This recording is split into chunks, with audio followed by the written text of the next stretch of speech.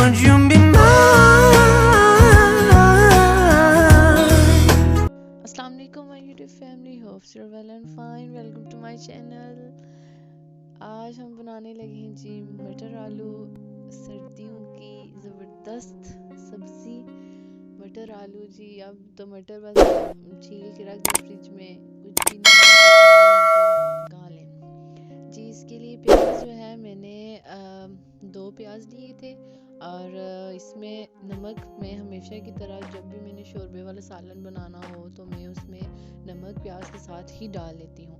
और जो तेल है वो आप अपनी अंदाजे के मुताबिक जैसे अपने घर में यूज़ करते हैं, कोई कम यूज़ करता है, कोई ज़्यादा यूज़ करता है। वैसे मैंने दो चमचे ही लिए थे तेल के।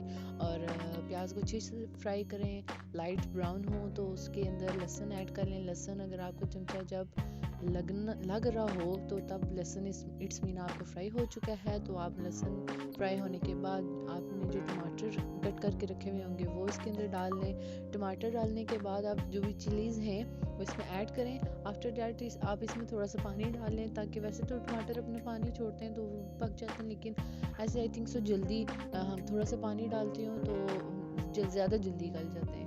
और जब आपका मसाला सही मैश हो जाए, जैसे मेरा मैश हुआ है वैसे ही मैश हो जाए, तो उसके अंदर आलू डालें।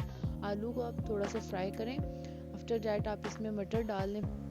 आलू थोड़ा सा टाइम लेते हैं, इसलिए मैंने उनको पहले डाला है कि थोड़े से भून लूँ आलू को मैं पहले, और फिर मैं मटर डालूँ। मटर बाद में, वरना मटर वो जो थोड़े थोड़े अजीब सी नहीं हो जाती शेप उनकी, वैसी हो जाती है। इसके अंदर पानी ऐड करें और उबाल आने तक आप वेट करें। जितना आपको शोरबा थिक चाहिए वो ले लें और अपने घर में ज़रूर बनाइए, बड़ों को खिलाएं, खुद खाएं और हमेशा की तरह तारीफ़ें समेटें। अपना भरपूर ख्याल रखें। इंशाल्लाह मिलते हैं एक नई वीडियो के साथ। तब तक के लिए अल्लाह हाफिज़।